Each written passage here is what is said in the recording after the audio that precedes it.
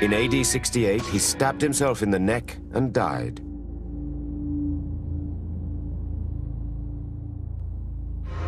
But 4 years earlier, he gleefully embraced the Antichrist role, nailing Christians to crosses, feeding them to lions, and burning them on poles at night to illuminate his garden parties. Nero blamed the Christians for the burning of Rome and tied people to poles and poured oil over them and used them as lighting, and just terrible things that he did. So powerful and terrifying was Nero that some awed contemporaries believed he would rise Christ-like from the dead. There is a trajectory of understanding this text that Nero would return, as Jesus Christ was expected to return. In addition to implicating Nero personally, experts maintain that many passages in Revelation are primarily about Rome. John uses three primary symbols to bring out what is really wrong or evil about Roman society as he sees it. And the first one, the sea beast. This portrays the coercive power of military and political might, which was bearing down upon the Christians at the time. Then I saw another beast coming out of the earth. He had 2 horns like a lamb, but he spoke like a dragon. The second form of evil that he sees is when religion is used in support of the evil state. And he uses this as the earth beast, and this would be also referred to later in the book as the false prophet. So it's religion used in a false sense. If you're being asked to go into the town square and put incense on a little altar and say, "Hail to God Caesar," but you don't believe that Caesar is a god, you've got a real problem there.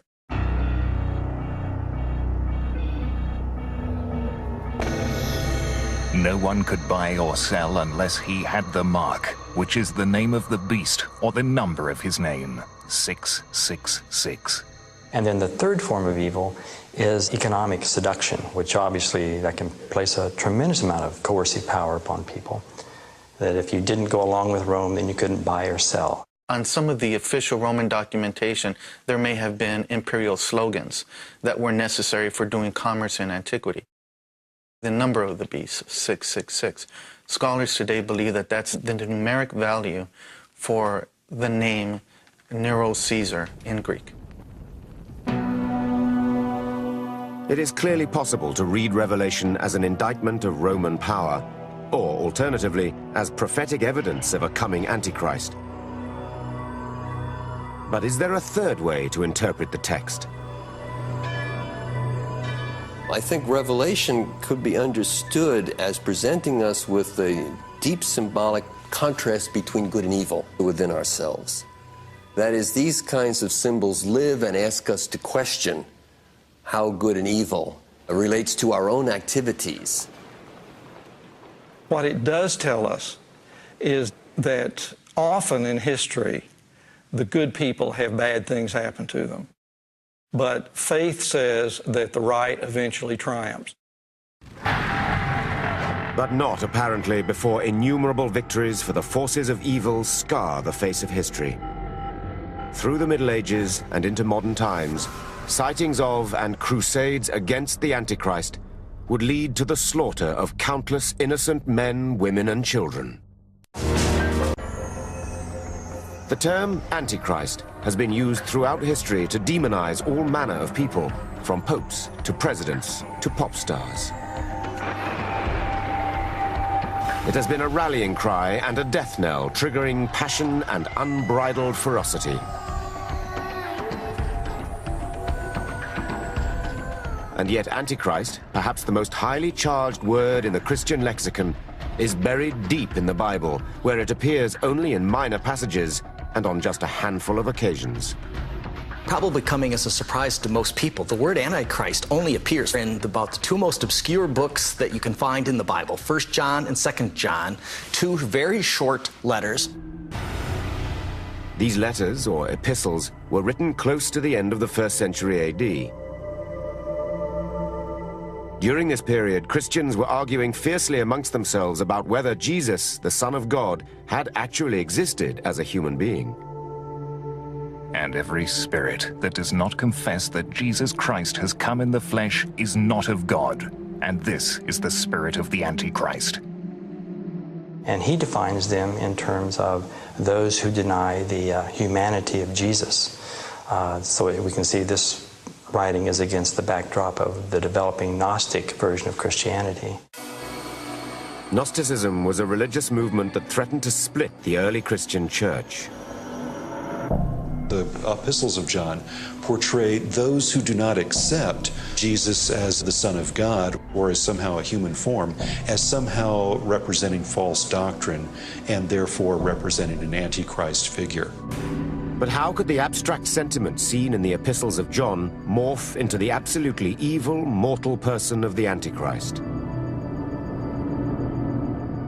Think of the emerging figure of Antichrist as a kind of magnet, which attracts disparate texts and figures to gradually coalesce into a full-blown legend, which in itself is not present in the scriptures. As Christians came to get a greater and greater sense of who Jesus was as God on earth, the contrast, that is the final human enemy, also becomes clearer and develops as the kind of shadow side, perhaps. In the form of a man appeared the Savior, and in the form of a man will the other also come. For the first time, a flesh and blood portrait of an Antichrist emerged. But this passage isn't from the books of Daniel or Revelation or the epistles of John. It was written in 202 AD by Hippolytus, a prolific theologian of the early Christian church. In his treatise on Christ and Antichrist, Hippolytus brought together many ideas about the Antichrist that were prevalent at the time. The work included a notion that would serve as a pretext for much bloodshed through the centuries, that the Antichrist, like Christ himself, would be of Jewish origin, from the Hebrew tribe of Dan.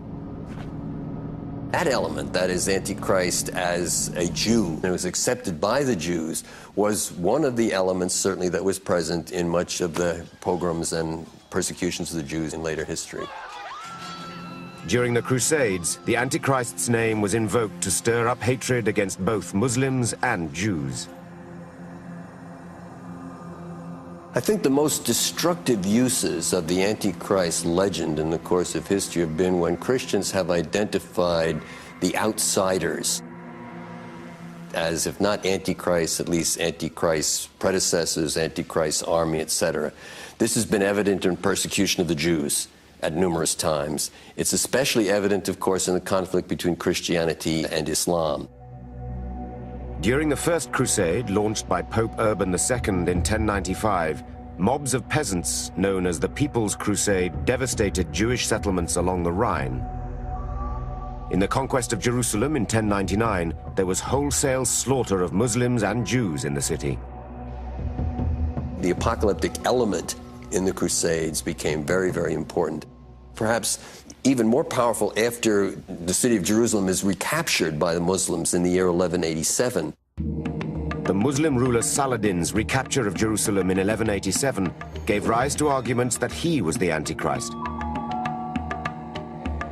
Interestingly, Muslims also have an Antichrist figure, called the Dajjal, who first appeared around the 9th century in the Hadith, the collection of the Prophet Muhammad's sayings together with stories about his daily life.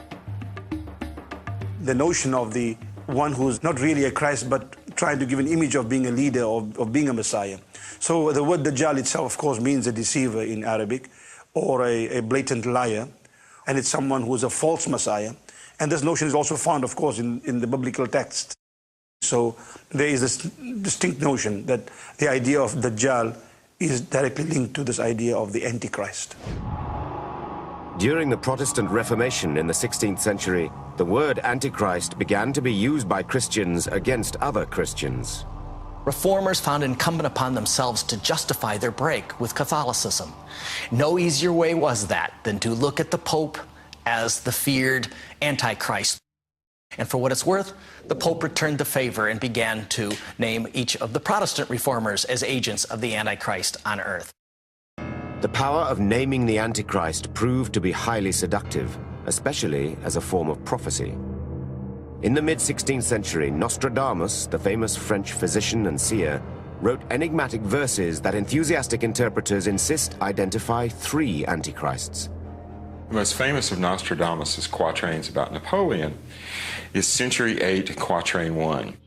And it says, Pau ne Laurent will be more of fire than of the blood. Pau ne Laurent are 3 small towns in southwestern France. And if you just simply move them around a little bit, they spell quite accurately Napoleon. Hitler was the second Antichrist. He's referred to as Hister, which is an old word for the Danube River. Although that may sound impressive, most critics caution that Nostradamus' prophecies are so vague that they're bound to find a plausible fit somewhere as the centuries roll by.